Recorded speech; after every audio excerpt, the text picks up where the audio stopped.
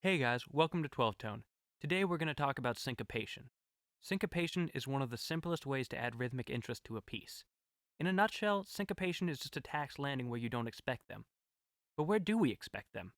In order to answer that, we need to talk about how we refer to the rhythmic subdivisions. Let's look at 4/4.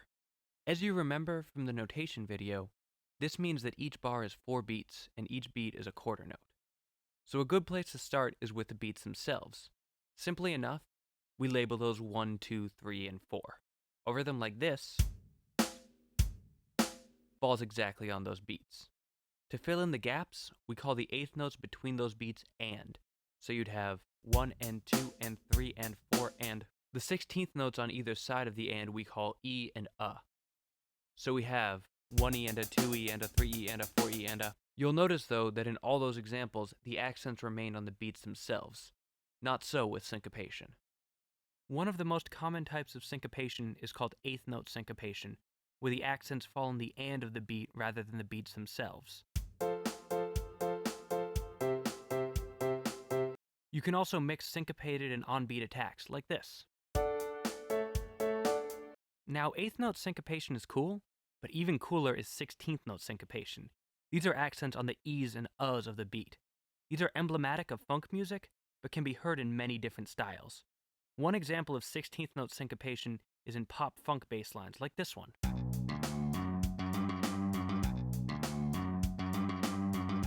One common method of syncopation is called anticipation, where you hit an expected note or chord in 8th or 16th note early. Anticipation works by catching you off guard, hitting you with a sound before you were expecting it. The opposite, where a note or chord is delayed and the sound before it held over where you'd expect a change, is called suspension.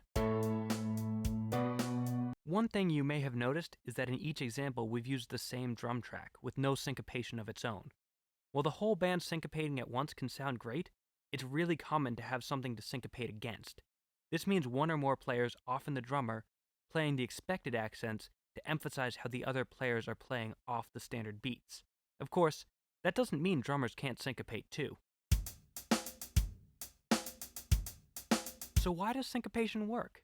A recurring theme you'll notice throughout these videos and in music theory in general is that what sounds best is often a delicate balance of surprise and predictability. We like things to be different enough to catch us off guard without being so complex that they become alien. Syncopation does this by missing the beats we expect to be accented, but remaining within a simple subdivision pattern. Well, that's syncopation. Try it out and keep on rockin'.